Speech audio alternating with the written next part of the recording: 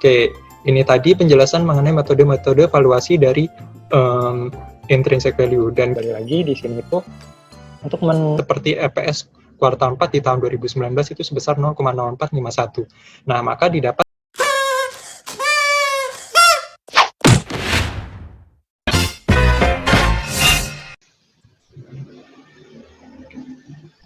Oke, bismillahirrahmanirrahim. Assalamualaikum warahmatullahi wabarakatuh. Selamat pagi Mbak dan Masnya semuanya dimanapun kalian berada. Semoga Mbak dan Masnya semuanya sehat selalu ya, dalam keadaan sehat selalu dimanapun walaupun kalian berada. Sebelum kita masuk ke pembahasan kita kali ini, apa saja sih yang akan kita pelajari selama satu perkuliahan kita kali ini? Oke, untuk perkuliahan kita kali ini yang kita akan pelajari itu yang pertama nanti apa itu sih intrinsic value. Terus habis itu nanti di sini akan ada lagi apa sih yang dimaksud dengan intrinsic value. Terus habis itu di sini dari intrinsic value itu banyak banget metode-metodenya. Nah, nanti di sini kita akan mengenalkan mengenai berbagai macam metode-metode dari metode-metode valuasi dari nilai intrinsik. Nah, terus habis itu di sini kita akan lebih memfokuskan ke salah satu metode. Di sini itu saya menggunakan metodenya metode intrinsic value dengan metode Benjamin Graham metode. Dan selanjutnya di sini kita akan melakukan langsung menganalisis salah satu perusahaan dengan menggunakan metode dari Benjamin Graham metode.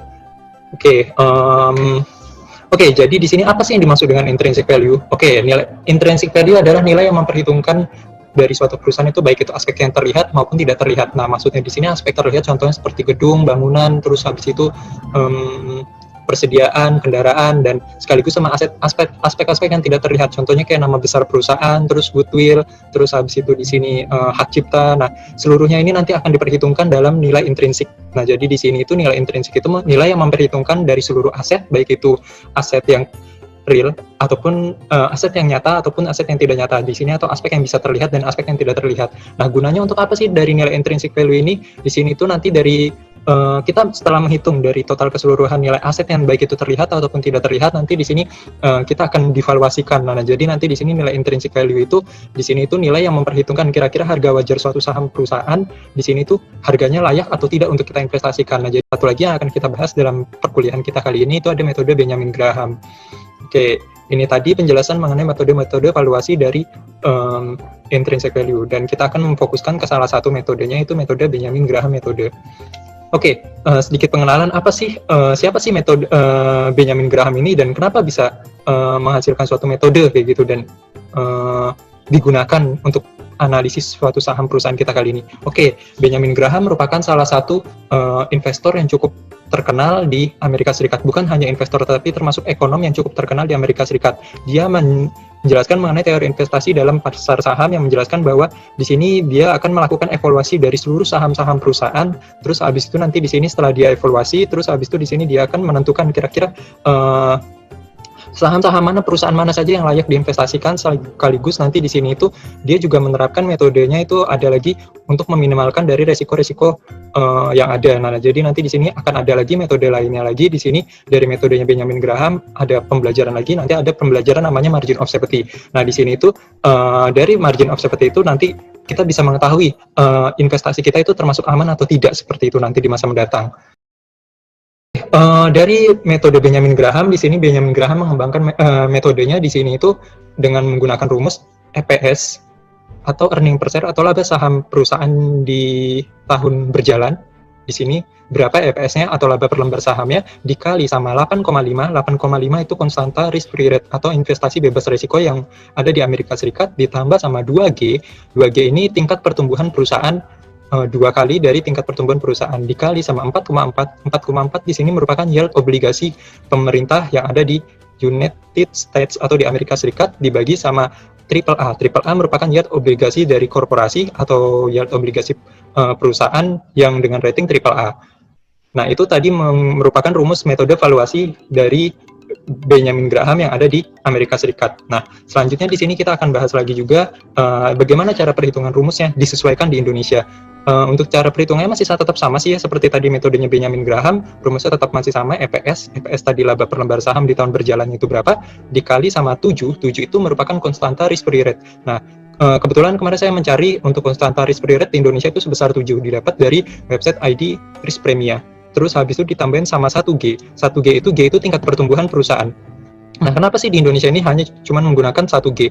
Jadi di sini itu kalau misalkan kita menggunakan 2G atau 2 kali dari tingkat pertumbuhan perusahaan, di sini asumsikannya itu perusahaannya itu terlalu optimis banget. Nah, alangkah lebih baiknya mungkin kita batasi saja istilahnya pertumbuhan perusahaan itu hanya 1G. Nah, dan di sini juga tingkat G atau tingkat growth-nya itu dibatasi oleh Benjamin Graham itu sebesar 15%. Nah, lebih dari 15% sebagai contoh misalkan setelah dihitung rata-rata tingkat pertumbuhan perusahaan itu misalkan 25%. Nah, tetap yang akan digunakan itu sebesar 15%. Terus habis itu di sini akan dikalikan dengan yield obligasi pemerintah. Yield obligasi pemerintah di Indonesia saat ini berkisar sekitaran 7% dan yield obligasi korporasi dengan triple A atau yield obligasi korporasi dengan triple A yang ada di Indonesia saat ini rata-rata berkisar 11-12%. Baik teman-teman, tadi kan kita sudah cukup menjelaskan ya bagaimana sih rumus dari untuk melakukan evaluasi dengan menggunakan metode dari Benjamin Graham. Nah teman-teman, sebenarnya sih sebelum menggunakan rumus tersebut itu Benjamin Graham itu memiliki beberapa pengembangan ya dari beberapa rumus yang tersebut, dan bahkan nanti di terakhir itu ada beberapa pengembangan dari rumus yang sudah dia terapkan. Oke, tadi kan kita sudah menjelaskan ya untuk rumus yang diterapkan oleh Benjamin Graham itu dari nilai intrinsik itu sama dengan nilai earning per share dikali sama nilai konstanta ditambahin sama tingkat pertumbuhan dibagi dengan yield obligasi pemerintah dibagi dengan obligasi korporasi. Nah, sebelum masuk ke rumus ini sebenarnya Benjamin Graham sebelumnya itu menggunakan rumus pengembangan sebelumnya itu dengan rumusnya hampir sama seperti tadi, namun di sini itu kalau yang di rumus yang kita kenal sebelumnya ini kan di sini ada penambahan dari nilai yield dari obligasi pemerintah dan yield dari obligasi korporasi. Nah, sebelumnya di sini rumus dari Benjamin Graham itu dikenal cuma hanya dari nilai dari earning per share dikali dengan 8,5 dan ditambahin dengan tingkat pertumbuhan. Nah, sebelum akhir hayatnya di sini Benjamin Graham mengembangkan metodenya kembali lagi di sini itu untuk melakukan evaluasi dari suatu nilai di sini. Selanjutnya di sini kita akan bahas mengenai valuasi saham. Nah, jadi di sini itu kita akan membahas atau langsung kayak gitu terjun langsung bagaimana sih caranya dari metode Benjamin Graham itu kita valuasikan di salah satu perusahaan. Nah, di sini saya mengambil salah satu perusahaan, di sini itu perusahaan Ciwi Kimia. Selanjutnya di sini kita akan memvaluasi berapa sih EPS yang akan dihasilkan perusahaan, estimasi EPS yang akan dihasilkan perusahaan di tahun 2020.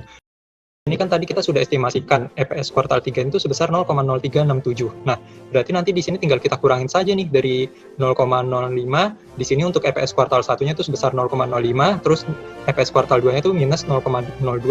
Di sini sedikit mengalami penurunan EPS kuartal 2-nya jika dibandingkan dengan EPS kuartal 2 di tahun 2019. Nah, nanti 0,05 ini dikurangi 0,02, terus habis itu dikurangi sama 0,03675. Nah, didapatkan EPS estimasi kuartal 3 itu sebesar 0,0079. Nah, ini setelah kita dapatkan ya EPS estimasi di kuartal 3-nya itu sebesar 0,0079, terus habis itu nanti di sini kita asumsikan untuk EPS kuartal 4-nya masih sama seperti EPS kuartal 4 di tahun 2019 itu sebesar 0,0451. Nah, maka didapat EPS estimasi di tahun 2019 itu sebesar 0,04129. Nah, itu kan tadi kan dalam bentuk US dollar atau dalam bentuk dolar ya. Nah, kita estimasikan di dalam bentuk rupiah, maka didapat dikali dengan kursnya sebesar 14.000. Saya asumsikan misalkan kursnya itu di sini di Indonesia misalkan di 14.000, didapat hasilnya itu sebesar 577.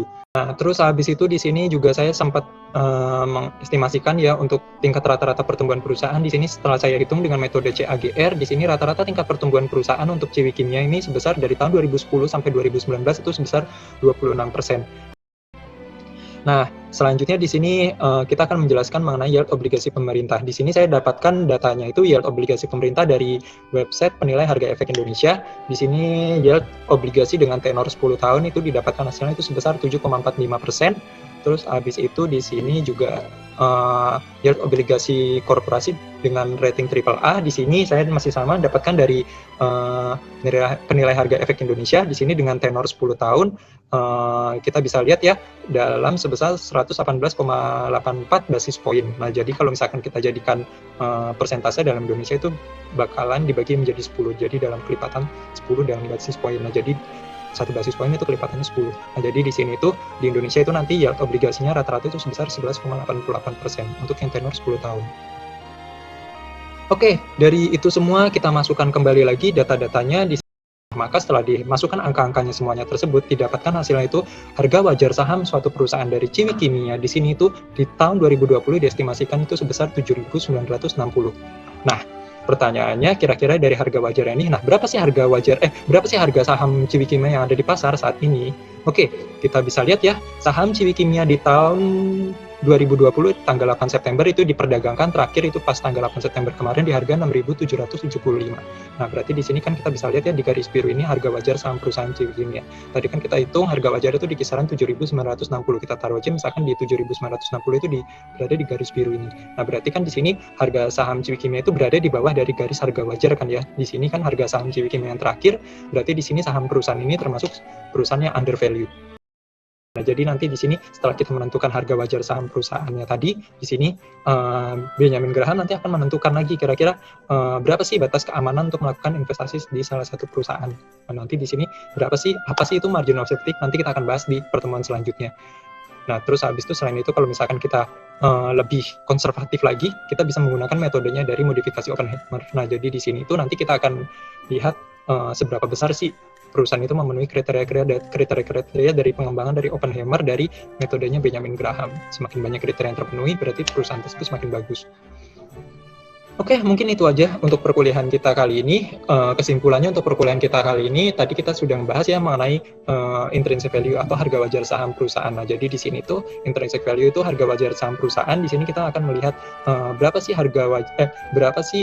nilai yang wajar untuk suatu saham perusahaan, baik itu dinilai dari aset berwujud dan aset tidak berwujudnya. Terus habis itu di sini nanti kita setelah menentukan harga wajarnya, nanti di sini kita bandingkan lagi kira-kira dengan harga yang ada di pasar, apakah sahamnya itu dibandingkan harga wajarnya atau nilai intrinsic value-nya tersebut.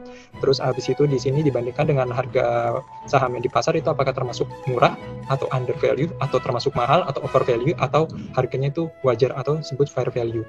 Nah, terus untuk metode-metode dari intrinsic value itu ada banyak banget ya metode-metodenya. Tadi kita sudah sempat membahas juga ya beberapa metodenya. Ada metode discount cash flow, dividend discount model, terus habis itu di sini ada metode Altman, terus ada metode Greenwald, terus ada metode price earning ratio dan metode Benjamin Graham.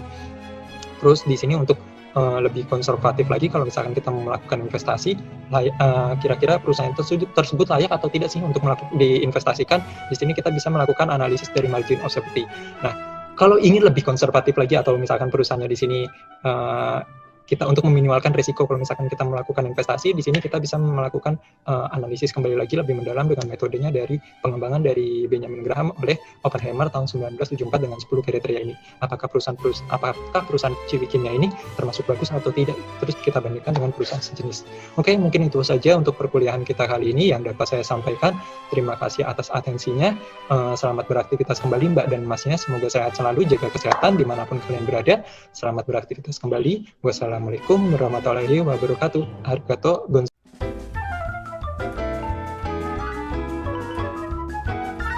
Value investing is a very powerful investing method, provided you can follow the rules. They are: 1. Invest in companies, not stocks. Value investors see themselves as part owners of the companies they invest in. They only buy shares in companies that have strong fundamentals and good long-term prospects to continue delivering what consumers want. 2. Invest with a margin of safety. Value investors believe that when buying shares, they should only invest when the market price is significantly below the underlying value, thus giving a margin of safety. Building a margin of safety into every investment increases profit potential. It also limits downside risk. 3. Buy and hold. Value investing is a long-term strategy. It doesn't attempt to profit from short-term trends in the financial markets. A value investor might purchase an undervalued stock and sit on it for years while waiting for its price to meet or exceed the underlying company's value. 4. Ignore the crowd. Value investors believe that most investors buy and sell at the wrong times. When share prices are rising, most investors don't want to miss out on the action, so they buy high. When share prices are dropping, most investors start to fear that they'll lose all their money, so they sell low.